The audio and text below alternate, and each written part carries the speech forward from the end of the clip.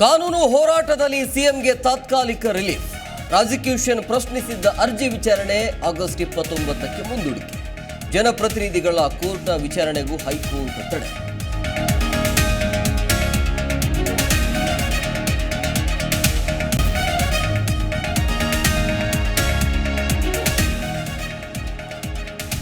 ಕೈಕಮಲ ಮಧ್ಯೆ ತಾರಕಕ್ಕೇರಿದ prosecution file. ಆದಿ ಬೀದಿಯಲ್ಲಿ ರಾಜ್ಯಪಾಲರಿಗೆ ಅವಮಾನ ಎಂದು ಕೇಸರಿ ಕೆಂಡ.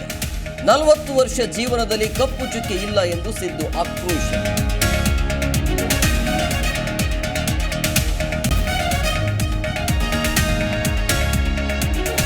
ರಾಜ್ಯಪಾಲರ ನಡೆ ವಿರುದ್ಧ ಭುಗಿಲೆದ್ದ ಆಕ್ರೋಶ.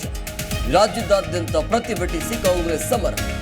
ಅಣುಕು ಶವಯಾತ್ರೆ, ಕಲ್ಲು ತೂರಾಟ, ಕಾರ್ಯಕರ್ತನಿಗೆ ತಗುಲಿದ ಬೆಂಕಿ.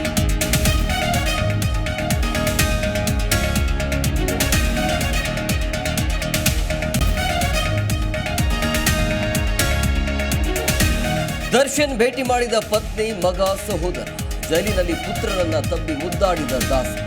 ಜಾಮೀನಿಗಾಗಿ ಅರ್ಜಿ ಸಲ್ಲಿಸಿದ ಪವಿತ್ರ. ಆಗಸ್ಟ್ 22ಕ್ಕೆ ವಿಚಾರಣೆ.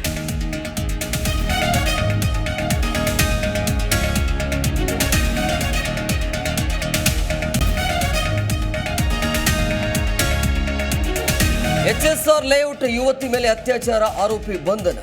ಇದು ಬರೀ ಕ್ರೈಮ್ ಅಲ್ಲ, ಜೀವನದುದ್ದಕ್ಕೂ ಕಾಡುವ ನೋವು. ಕಾಮುಕರ ಮೇಲೆ ಗುಡುಗಿದ ನಟ ಧ್ರುವ ಸರ್ಜಾ.